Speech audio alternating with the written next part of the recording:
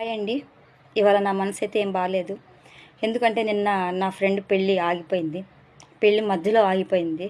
పెళ్ళి కొడుక్కి illegal activities ఉన్నాయని పెళ్ళి మధ్యలో ఆపేశారు.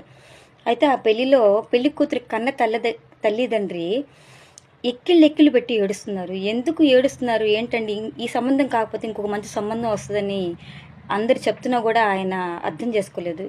ఏంటి మీ బాధ ఏంటి అంటే ఆయన ఒకటే చెప్తున్నారు. నా బిడ్డని ప్రీ వెడ్డింగ్ షూట్ అని చెప్పి తీసుకెళ్లారు. రకరకాల మోడర్న్ డ్రెస్సులు వేశారు. Hug scenes, romantic scenes, lip lock scenes అని బీచ్ ఒడ్డుకు తీసుకెళ్ళి హాఫ్ నిక్కర్లు వేసి మరీ ఆ అమ్మాయి చేత వీడియో షూట్ చేయించారు.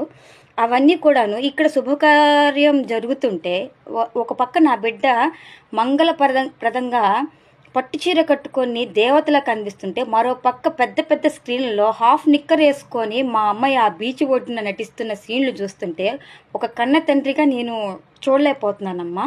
నా బిడ్డని నేను కనీసం చున్నీ కూడా లేకుండా నేను చూడలేదు. అంత పద్ధతిగా పెంచుకున్న నా బిడ్డని ఇవాళ వేల మంది, లక్షల మంది ఈ పెళ్ళికి వచ్చున్నారు. వాళ్ళందరూ కూడాను ఆ అమ్మాయిని అలా చూస్తున్నారు. అలా చూసి ఈ మధ్యలో పెళ్ళి అయిపోయింది.